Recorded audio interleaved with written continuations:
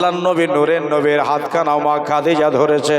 হুজুর দেখেন নবীর বিবি, হ্যাঁ, সারা দুনিয়ার মুমিনের মা, ওই খাদিজা নবীর হাতখানা ধরেছে। হুজুর আমি আর দুনিয়াতে বেশি দিন বাঁচব না, নবী গো আপনার কাছে আমার দু তিনটা জিনিস চাহার আছে।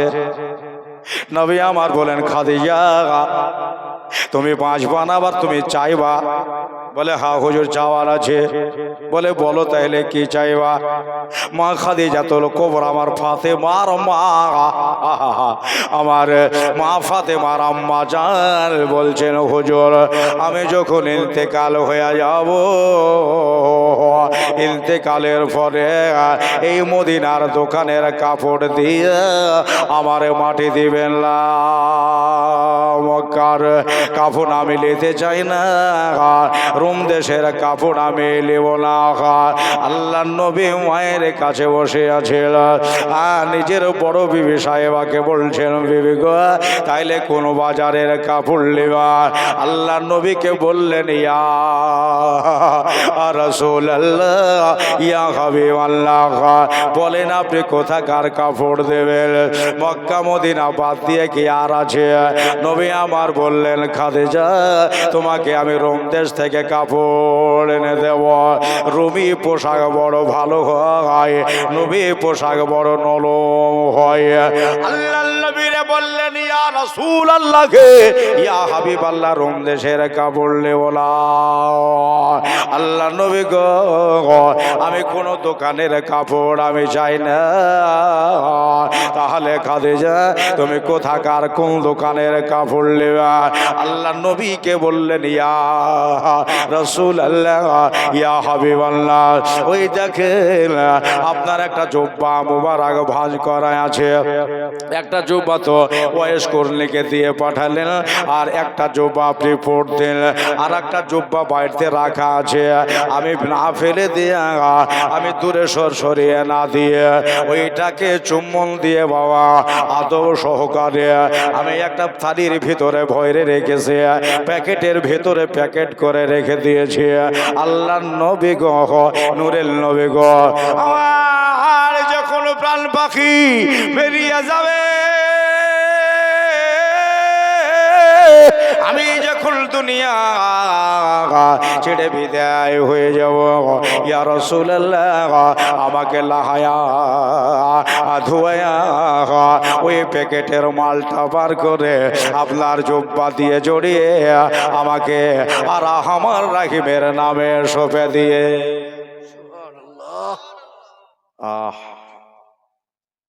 নবী আমার বলেন, খাদিজা ভালো ভালো লেদার থাকলো, বড় বড় দোকানের কাপড় থেকে গেল,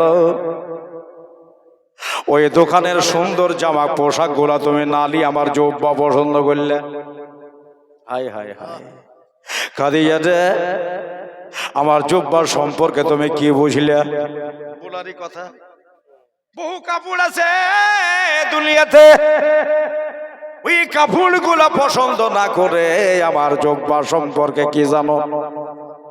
আল্লাহর নবী নূরের নবী সাল্লাল্লাহু আলাইহি সাল্লামকে বললেন, হুজুর কিছু বুঝি আর না বুঝি, আমি এতটুকুই আমি জানি, এতটুকুই আমি বুঝি, আমার শরীরে নবী পাকের জুব্বা যদি লেগে থাকে, আল্লাহর কসম আমারে কবরে চাপ দেবে না। জোরে বলেন, হ্যাঁ আমারে কবরে চাপ দেবে না। ইয়া রাসূলুল্লাহ, ইয়া নবী আল্লাহ, ছেড়ে দাও। নূরের নবীকে বলতেছেন, হুজুর আর একটা কথা আপনাকে বলতে চাই। আল্লাহ নবী গো, এই যে দুনিয়ায় ফাঁকা মহলে চলা অভ্যাস,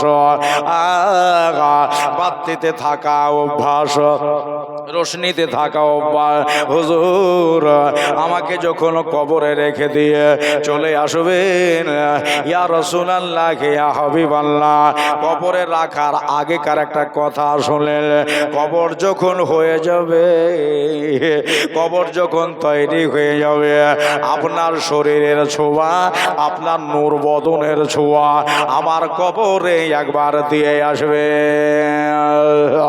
একটু আপনি কবরে হেঁটে দিবেন, একটু কবরে শরীরটা ঠেকিয়ে দেবেন।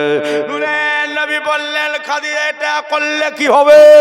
মা খাদিজাকে বললে এটা করলে কি হবে?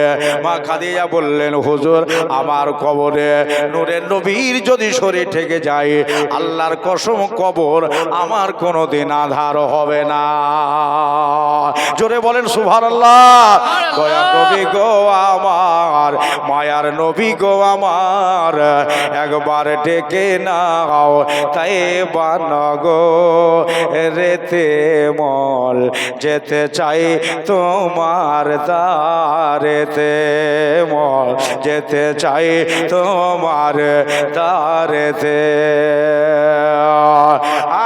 কত আসে উম্মা তোমার আছে ভারত দেশে, কত ফকির কত দরবেশ কাঁদে পাগল ভেসে, দরদে কাঁদে পাগল ভেসে।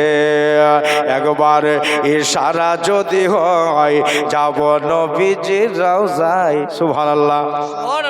আরেকবার জোরে বলেন সুবহানাল্লাহ। ইশারা যদি হয় যাব নবীজির রওজায়, মনের কথা বলিব মাজারেতে, মন যেতে চাই তোমার দারেতে, মন যেতে চাই তোমার দারেতে। ওরে বারে রবে ওলাবা লেতে সোমবারে রোদেনে, দয়াল নবী কামলেওয়ালা আসিলেন ত্রিভুবনে, দরদে আসিলেন ত্রিভুবনে। আজ উম্মতের মায়াতে পড়ে কান্দে সেজদাতে, উম্মতের মায়াতে পড়ে কান্দে সেজদাতে, দেখো আমেনার ঘরে ওই ভোরেতে, মন যেতে চাই তোমার দারেতে, মন যেতে চাই তোমার দারেতে। জোরে ইয়া রাসূলুল্লাহ বলেন। ইয়া রাসূলুল্লাহ। আর একবার বলেন ইয়া রাসূলুল্লাহ। হায় আবু বকর ওমর উসমান আলী চারিজনে কেমন ভালো বেসেছিল নবী পাকের সনে, দেখো না নবী পাকের সনে। যদি ভালোবাসতে হয় আমার নবী মুস্তাফায়, যদি ভালোবাসতে হয় আমার নবী মুস্তাফায়, ভালোবাসো নবীকে হৃদয়েতে। খুব খেয়াল,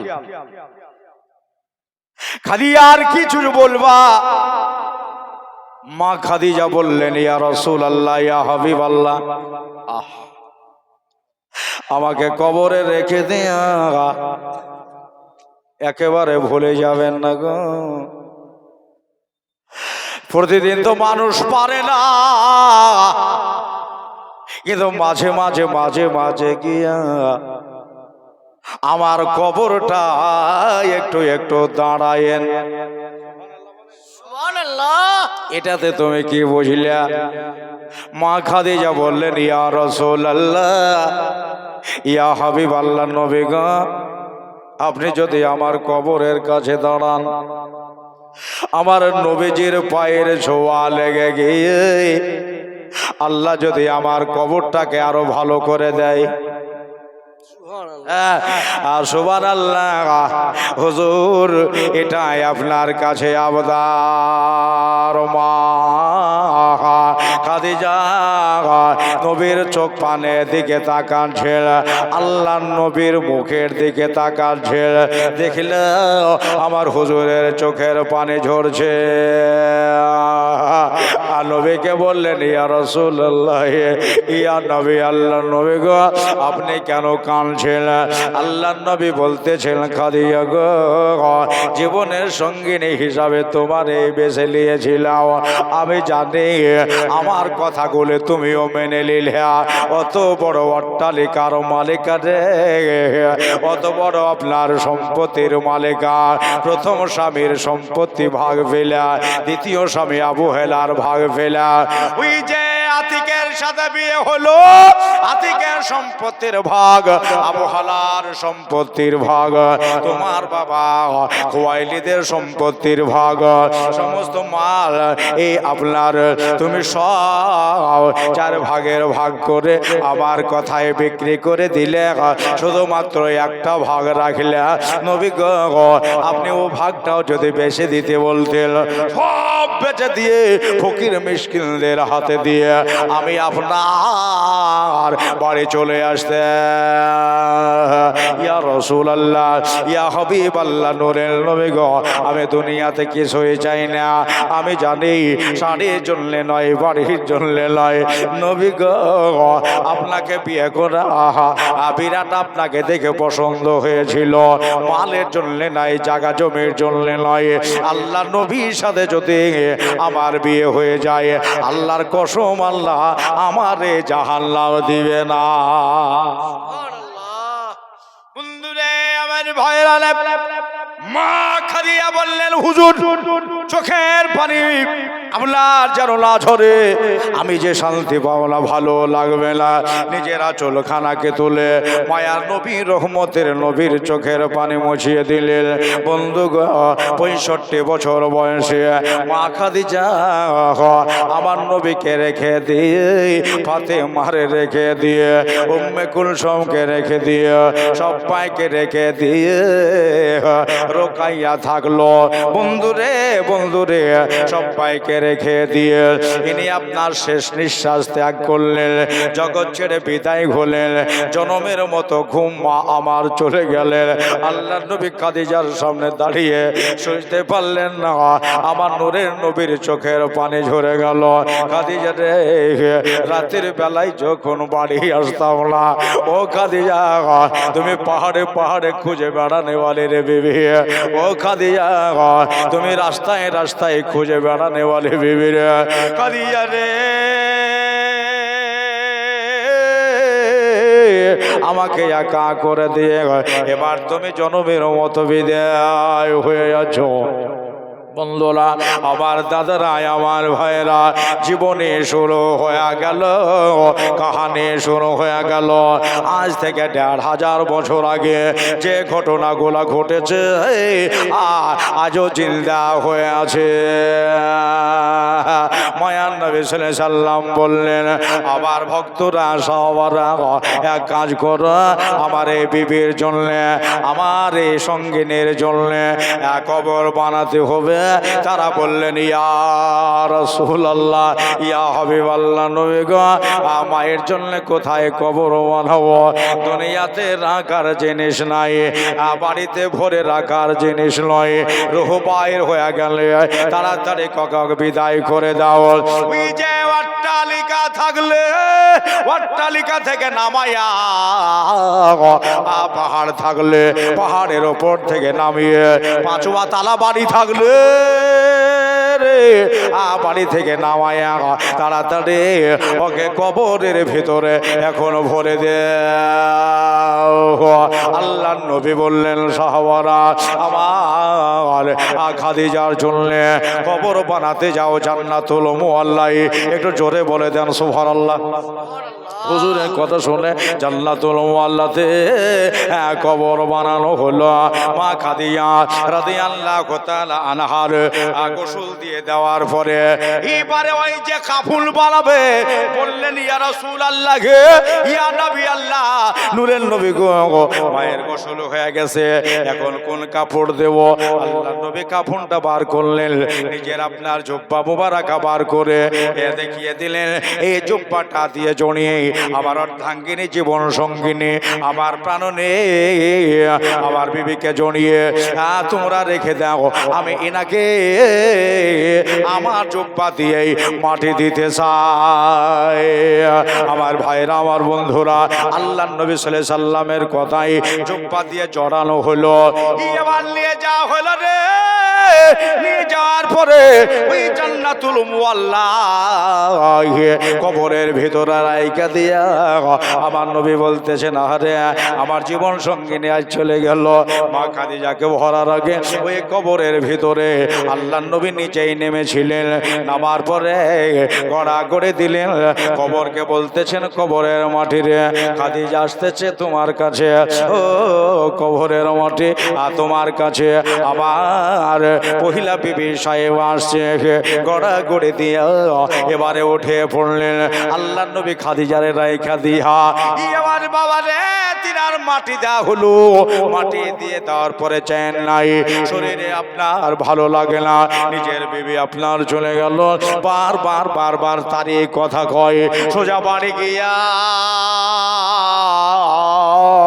আল্লাহ নবী অন্য বিবিদের কাছে বসেছেন। গুন গুন গুন গুন করে আমার খাদিজার কথাই শুধু চলছে। আমার দাদারা রে, আমার ভাইরা, আমার খাদিজা আমারে দেখতে বড় ভালোবাসতো, সব সময় নিগরানি নিত। বন্ধুরে, মা খাদিজার কথা আল্লাহর নবী ভুলতে পারে না, আর নিজের জেহেন থেকে দূরে সরাইতে পারে না। বিবিগণ বললেন, ইয়া রাসূলুল্লাহকে, ইয়া নবী আল্লাহ, আমাদের ভেতরে কি নাই যা খাদিজার ভেতরে ছিল? বলল, গো আমার খাদিজা যেটা করতেন, যেটা করেছেন, তোমরা কেউ করতে পারবা না। বিবিরা সব ঘেরে আল্লাহ নবীর দিকে তাকাই, আমার মুস্তাফার দিকে তাকান। তাকানার বলে, হুজুর মা খাদিজা কি কি করেছে? আমাদের বড় বোন কি করেছে একটু কি বয়ান করবেন? আল্লাহ নবী বললেন, শুনবা নাকি? বলে, হ্যাঁ শুনবো। আল্লাহ নবী বয়ান করছিল, আর বিবি সাহেবারা আল্লাহ নবীর মুখ পানে আমার হুজুরের মুখের দিকে তাকান। তোমায় নয়ন ভরে আমি দেখবো। একবার জোরে সুবহানাল্লাহ বলেন। তোমায় নয়ন ভরে আমি দেখব, দিলের স্বাদ মিটায়া তোমায় দেখব। একবার দিদার দাও দয়ার নবী গো, তোমায় পরাণ ভরে আমি দেখব। একবার দিদার দাও দয়ার নবী গো, তোমায় পরাণ ভরে আমি দেখব। তোমায় পরাণ ভরে আমি দেখব, দিলের স্বাদ মেটায়া তোমায় দেখব। একবার দেখা দাও দয়ার নবী গো, তোমায় নয়ন ভরে আমি দেখব। আল্লাহ বয়ান করছেন আর বিবি সাহেবরা শুনছেন। একবার আওয়াজ দিয়ে সুবহানাল্লাহ বলবেন। নবীর ওয়াজ তাম বিবি সাহেবাগণ শুনছে। কে কি করেছেন? আল্লাহ রসুল বলতেছেন, দেখো রোজকার কথা তো বলা যাবে না, কি কি হয়েছে জীবনে, তো মেলা ঘটনা ঘটেছে। রোজকার যদি বলতে চাই মেলা টাইম লাগবে। বাবারা, ভাইরা, আমার মা বোনেরা গো, নবী আমার বললেন, একদিন আমি বাড়িতে নাই, ওই যে অত্যাচার শুরু হলো, ঢেল মারা, পাথর মারা, নামাজ পড়া দেখলে ওই কুফারে মক্কা তারা আমার পিঠে গিয়ে ওটের ভরে চাপিয়ে দেয়। এই নানান কীর্তি শুরু করেছে। আপনি হলে তো দেশ থেকে পালিয়ে যেতেন। আমার ভাইরা রে, মায়ার নবী বললেন, আমি বিরাট উঁচু পাহাড়ে আছি, আর সাজদায় পড়ে আল্লাহর সাথে একটা কানেকশন লাগিয়েছি। সুবহানাল্লাহ বলেন। সুবহানাল্লাহ। এমন কানেকশন কে বা করে? আল্লাহকে আমি ডেকে বললাম, আল্লাহ আমার উম্মত সব সবকে তুমি মাফ করে দাও। নবী বলছেন যতগুলো উম্মত আছে আল্লাহ সবাইকে তুমি ক্ষমা করে দে। তাছাড়া নবীর আবার রাত জাগার কিসের দরকার ছিল? আমার নবীজি কেন উম্মতের জন্য কাঁদার দরকার ছিল? নবী তো কোনো আনেকের অভাব নাই ভাইরা, আমার মা বোনেরা। ওই পাহাড়ের ওপরে বাবা শেষ দায় পড়লেও একদিন পার হয়ে গেল, 2 দিন পার হয়ে গেল, আর 3 দিন যখন হয়ে গেছে মা খাদিজা নিজে বাড়িতে আর থাকতে পারে না। আবার নবীকে কেউ মেরে ফেললো না ঘিরে ওই যে পাহাড়ের ওপর থেকে কেউ কি গিয়ে আল্লাহর নবীকে ধাক্কা দিয়ে ফেলে দিল না ঘিরে। মন বোঝাইতে পারে না। দিনের বেলাতে মা রুটি বানিয়েছে, রুটি বানাবার পরে তো পহর বেলায় মা খাদিজাও 3 দিনের অনাহারে মা